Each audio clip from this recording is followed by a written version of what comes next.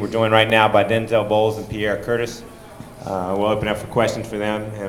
We got the wireless mic here. If you got questions, use the mic, raise your hand, we'll get it to you. Go ahead, Mark.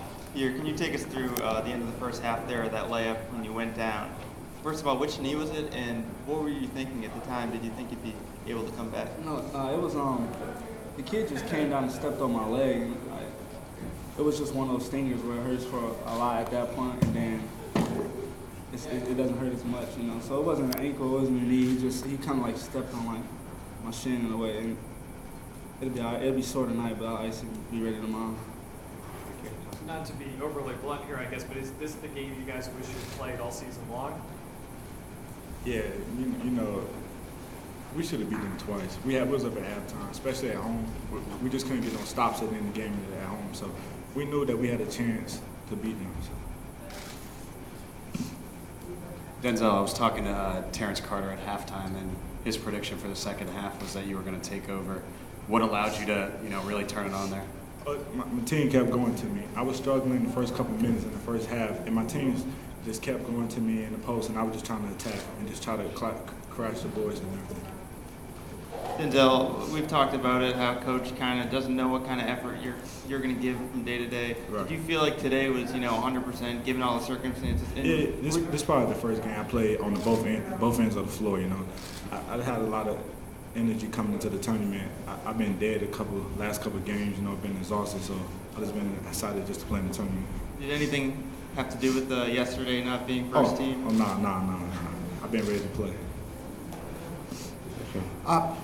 Go ahead. Pierre, for the last month or so, Coach has been talking about lack of leadership and stuff like that in the locker room, but tonight it seemed like you personally really stepped up to the plate this evening and a complete turnaround over the last month. What can you contribute to that personally? I usually do the same thing, you know. I try to tell guys where to be and what to expect, you know. If they messed up a play, I tell them how they can correct it, but I'm usually like behind the scenes, but can't hold anything back. I only have so many games left in my career, so I was a lot more vocal tonight than I've been in a while, you know, getting in guys' faces, which is really not me, but at the same time, it's what this team needs right now, and they got to believe that, you know. It's tournament time, and anything can happen, you know. I think we can beat anybody, and I just wanted my team to believe in ourselves that we can beat anybody, so just being a lot more vocal. Okay, we've been joined by head coach Matt Brady. We'll get a comment from Coach Brady first, and then we'll open up for some more questions for everybody. Well, we're obviously happy with the win and the opportunity to advance and play again tomorrow. Drexel is a really hard team to beat. You don't back into a win against Drexel. You have to beat them. You've got to play really, really hard, and you've got to work really hard for 40 minutes. Because if you don't, and you let your guard down for a little bit, you're going to lose. We've done that twice this year with Drexel, where we were in a good spot at halftime, and they kicked us hard in the second half. And tonight, we talked about that at halftime, that we had to go out and play better in the second half than we did in the first half. And these two guys, I thought, had tremendous games. Probably Denzel's best game of the year, playing at both ends of the Questions? You're an 11 seed coming in, but do you get the sense that this is the team you've maybe had, or the potential you've been trying to reach all year? I'm sorry, 11 seed coming in. Do you get the sense this is the potential you guys have had all year? Yeah, like this? and our kids all know it. We feel like we can beat anybody on any given night, and I think we've been there with a lot of teams. In 18 league games, we've gotten handled 3 times where the game has been out of reach in the second half. And I think in the 15 other games, some of the games we've won and some of the games we haven't. We haven't fared well on the road, and there's a lot of reasons for that. Certainly, I think I haven't done a great job with this group. And I thought tonight our players really just kind of played great basketball. And they just played really hard. I thought defensively, they were up for the challenge. They knew they had to play 40 minutes, and we haven't played 40 minutes against Drexel. We'll see what happens tomorrow night. We have all the respect in the world for our next opponent. They're like these guys. You don't back into a win. They're not going to make a lot of mistakes. You got to beat them to win. Given some of the foul trouble you guys had, were you kind of fearful of the fact we only had 9 active players and half of them have 3-4 fouls? What am I going to do at this point? Well, I think we've been dealing with a lot of difficulties and adversity throughout the years, and Coach O'Driscoll said that to me at halftime.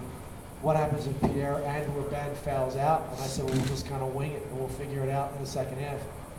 We were fortunate that neither one did, but we had talked about it at halftime that we could be more grave situations in terms of foul trouble with Drexel. But it worked out. Pierre, you had that big game recently against Longwood, but during much of the season you didn't have those huge scoring bunches like you had there in the first half. What was going well on offense for you? I was being aggressive and attacking. You know, I hit my first three, and then from then it was just attacking the basket. You know, if they give me the opening, they're really not gonna leave Julius, and they're not leaving Denzel. So I just have to be able to make plays. You know, so the coach is always telling me just be aggressive and see what happens. And tonight they were letting me get to the basket and score. And maybe tomorrow they might make me pass the ball, and that's what I would do. But I just try to take what the defense gives me. Seems like every day talking about lack of toughness, frustration, negative words like that. Do you feel like, given the situation, the guys kind of feel it's the end of the road and say, we got to play tonight? Yeah, and I think Pierre's played his best basketball of the year here in the last few games, and that's a welcome sight when he's playing aggressive like he is and making great decisions, involving his teammates. And I think that Pierre's really one of the more underrated defensive players in this league, and you know, he's going out as a senior. Certainly feel like I've had a great opportunity to coach a guy that's put everything on the line for the 2 years that he's been with me and 4 years at JMU. But I do think that we'll lace it up tomorrow night. We'll see what happens, and hopefully we'll play well, we'll shoot well, we'll defend and rebound.